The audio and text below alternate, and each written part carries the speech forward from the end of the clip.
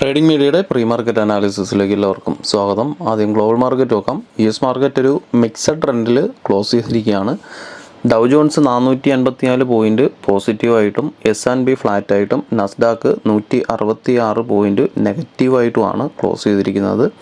അതുപോലെ തന്നെ യൂറോപ്യൻ മാർക്കറ്റും ഒരു നെഗറ്റീവ് ട്രെൻഡിൽ ക്ലോസ് ചെയ്തിട്ടുണ്ട്. ഗിഫ്റ്റ് നിഫ്റ്റി 30 പോയിൻറ്റിൽ ട്രേഡ് ചെയ്തുകൊണ്ടിരിക്കുകയാണ്. 30 പോയിൻറ്റ് പോസിറ്റീവായിട്ട് ട്രേഡ് ചെയ്തുകൊണ്ടിരിക്കുകയാണ്.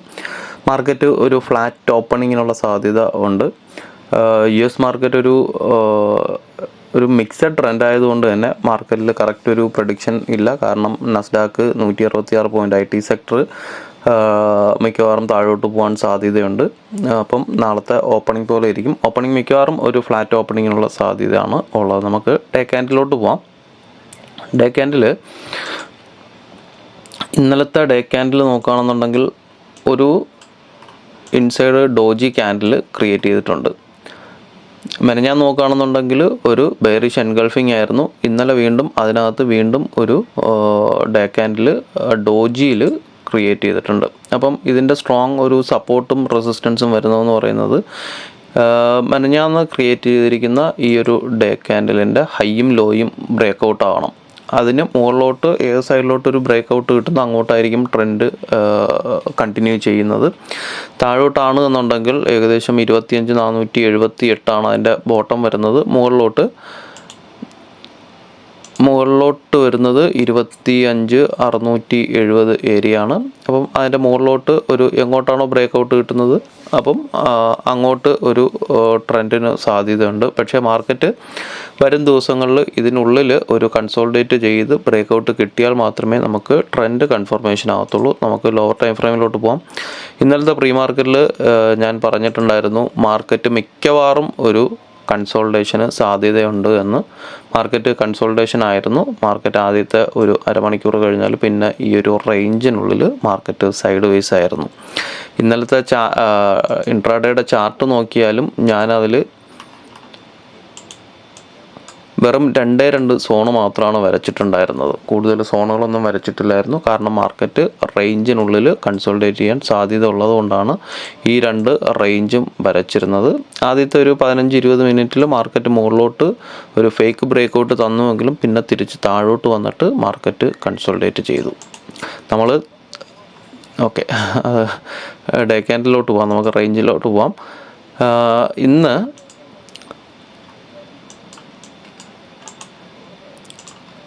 നാരോ CPR ആണ്. മാർക്കറ്റ് നാളെ എക്സ്പയറി ആണ്. ഇന്ന് നാരോ CPR വന്നിട്ടുണ്ട്.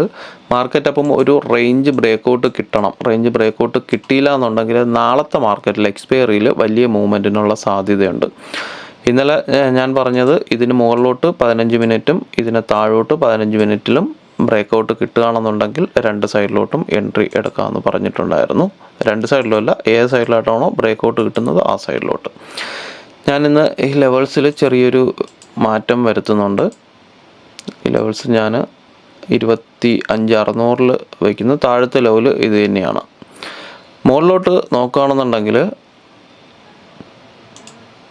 ഇവിടെ നിന്ന് മാർക്കറ്റ് ഒരു ഡൗൺ സൈഡ് വന്നതിന് ശേഷം ഇവിടെ ഒരു റെസിസ്റ്റൻസ് ബ്രേക്ക് ചെയ്യാൻ ശ്രമിച്ചു, നടന്നില്ല. വീണ്ടും താഴെ വന്നു, മുകളിൽ കയറി. അവിടെ നിന്ന് വീണ്ടും റെസിസ്റ്റൻസ് ഇന്നലെ വന്നു. ഓപ്പണിങ്ങിൽ തന്നെ വീണ്ടും താഴോട്ട് വന്നു. മാർക്കറ്റ് അവിടെ കൺസോൾട്ടേറ്റ് ചെയ്ത് നിൽക്കുകയാണ്. ഇത് നോക്കുകയാണെന്നുണ്ടെങ്കിൽ ഇതിന് നമുക്കൊരു ഹെഡ് ആൻഡ് ഷോൾഡർ പാറ്റേൺ ആയിട്ട് നമുക്ക് എടുക്കാം.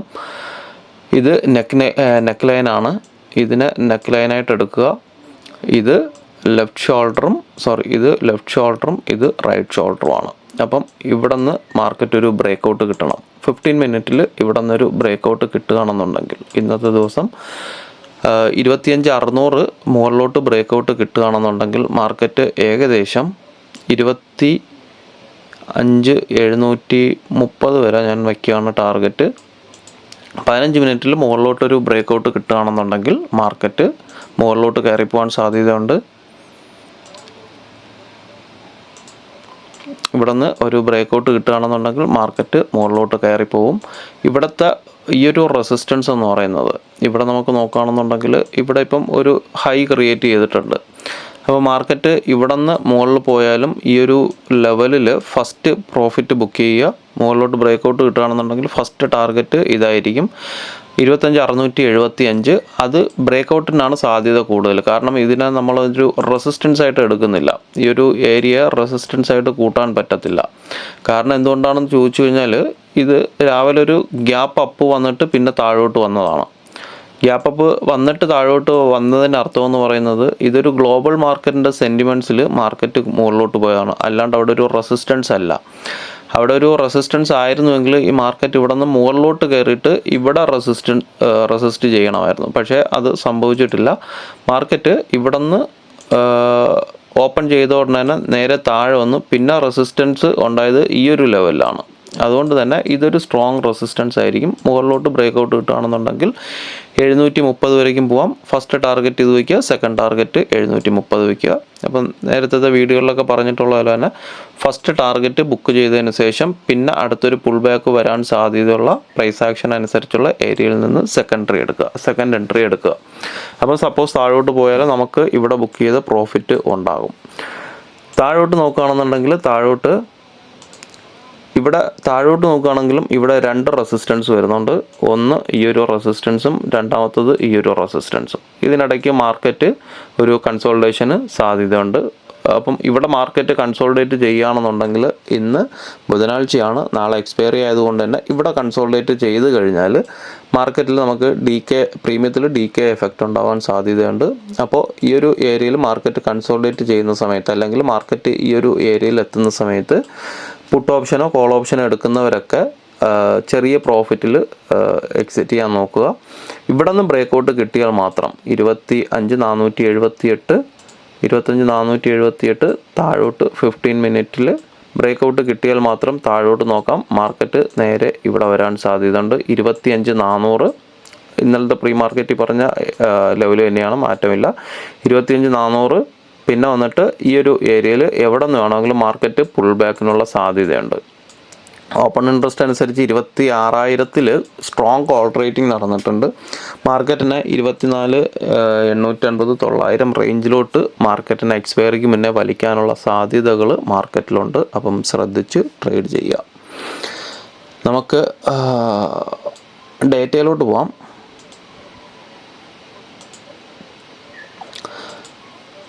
ഡേറ്റ നോക്കുകയാണെന്നുണ്ടെങ്കിൽ സ്റ്റോക്ക് FIS 1970 കോടിക്ക് FIS സ്റ്റോക്ക് വിറ്റിട്ടുണ്ട്. DIS 771 കോടിക്ക് ബൈ ചെയ്തിട്ടുണ്ട്. നെറ്റ് ബൈയിങ് ആണ് വന്നിരിക്കുന്നത്. ഓപ്പൺ ഇൻട്രസ്റ്റ് നോക്കുകയാണെന്നുണ്ടെങ്കിൽ FIS ഷോർട്ട് പൊസിഷൻ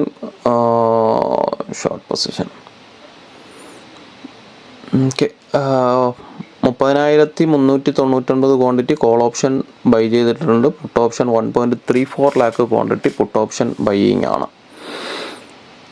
ഫ്യൂച്ചേഴ്സിൽ മാറ്റമില്ല. ഫ്യൂച്ചേഴ്സ് കഴിഞ്ഞ 4 ദിവസമായിട്ട് സെയിം ഒരു ക്വാണ്ടിറ്റിയിൽ തന്നെ അവർ മെയിൻറ്റെയിൻ ചെയ്ത് പോകുന്നുണ്ട്. പ്രോ നോക്കുകയാണെന്നുണ്ടെങ്കിൽ 1.91 ലാക്ക് കോൾ ഓപ്ഷനും 1.32 ലാക്ക് പുട്ട് ഓപ്ഷനും ബൈയിങ് ആണ്. രണ്ടും ബൈയിങ് ആണ്. FISഉം പ്രോയും ബൈയിങ് ആണ്. ഇവരും പ്രോയും ഫ്യൂച്ചേഴ്സിൽ പൊസിഷൻ അങ്ങനെ വലുതായിട്ട് ആഡിങ് ഒന്നും നടക്കുന്നൊന്നുമില്ല. ഒരു ഫ്ലാറ്റായിട്ട് തന്നെയാണ് അതിനെ മെയിൻറ്റെയിൻ ചെയ്ത് പോകുന്നത്. ക്ലൈൻറ്റ് നോക്കുകയാണെന്നുണ്ടെങ്കിൽ ക്ലൈൻറ്റ് സെല്ലിംഗ് ആണ് രണ്ടും. കോൾ ഓപ്ഷൻ 2.21 ലാക്ക് ക്വാണ്ടിറ്റിയും പുട്ട് ഓപ്ഷൻ 2.85 ലാക്ക് ക്വാണ്ടിറ്റിയും സെല്ലിംഗ് ആണ്.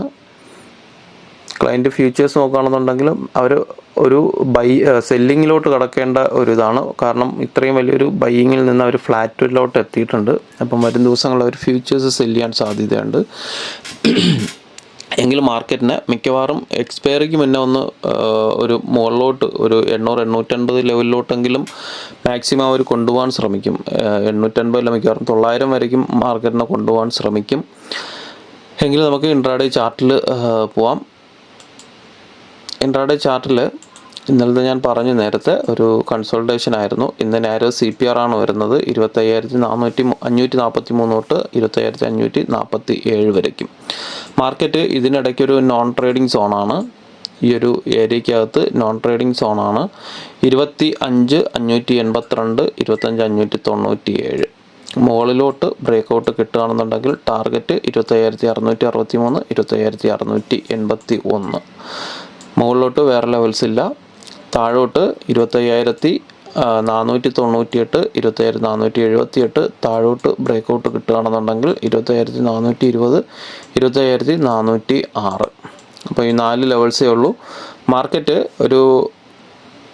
ഒരു ഗ്യാപ്പ് അപ്പ് കിട്ടുകയാണെന്നുണ്ടെങ്കിൽ, ഈ ഒരു ഏരിയയിൽ എങ്ങാനും ഗ്യാപ്പ് അപ്പ് കിട്ടുകയാണെന്നുണ്ടെങ്കിൽ മാർക്കറ്റ് താഴോട്ട് വരാൻ സാധ്യതയുണ്ട്. അതായത് ആദ്യത്തെ 5 മിനിറ്റിൻ്റെ ക്ലോസിങ് ഇതിനുള്ളിലാണ് വരുന്നതെങ്കിൽ മാർക്കറ്റ് മിക്കവാറും താഴോട്ട് 420 റേഞ്ചിലോട്ട് വരാൻ സാധ്യതയുണ്ട്. രണ്ട് സൈഡിലോട്ടും നാരോ CPR ആയതുകൊണ്ട് തന്നെ രണ്ട് സൈഡിലോട്ടും മാർക്കറ്റിന് ഒരു മൂവ്മെൻറ്റിനുള്ള സാധ്യതയുണ്ട്. ബ്രേക്കൗട്ട് കിട്ടുകയാണെന്നുണ്ടെങ്കിൽ, അല്ലെങ്കിൽ മാർക്കറ്റ് ഇവിടെ കൺസോൾഡേറ്റ് ചെയ്യും.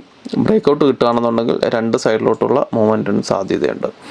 അപ്പം ബാക്കി അപ്ഡേഷൻസ് നമുക്ക് ലൈവ് മാർക്കറ്റിൽ അപ്ഡേറ്റ് ചെയ്യാം. ഫയേഴ്സിൻ്റെ വാട്സപ്പ് ഗ്രൂപ്പിൻ്റെ ലിങ്ക് താഴെയുണ്ട്. താല്പര്യമുള്ളവർക്ക് ഫയേഴ്സിൻ്റെ താഴെയുള്ള ലിങ്ക് വഴി അക്കൗണ്ട് ഓപ്പൺ ചെയ്തതിന് ശേഷം മെസ്സേജ് അയച്ചു കഴിഞ്ഞാൽ ഗ്രൂപ്പിൽ ആഡ് ചെയ്യുന്നതായിരിക്കും. ഫയേഴ്സിൻ്റെ വാട്സപ്പ് ഗ്രൂപ്പിൻ്റെ ലിങ്ക് അല്ല താഴെയുള്ളത്, ഫയേഴ്സിൻ്റെ അക്കൗണ്ട് തുടങ്ങേണ്ട ലിങ്കാണ് താഴെ ഡിസ്ക്രിപ്ഷൻ ബോക്സിൽ കൊടുത്തിട്ടുള്ളത്. അപ്പോൾ എല്ലാവർക്കും നല്ലൊരു ട്രേഡിംഗ് ദിനം ആശംസിക്കുന്നു. Thank you.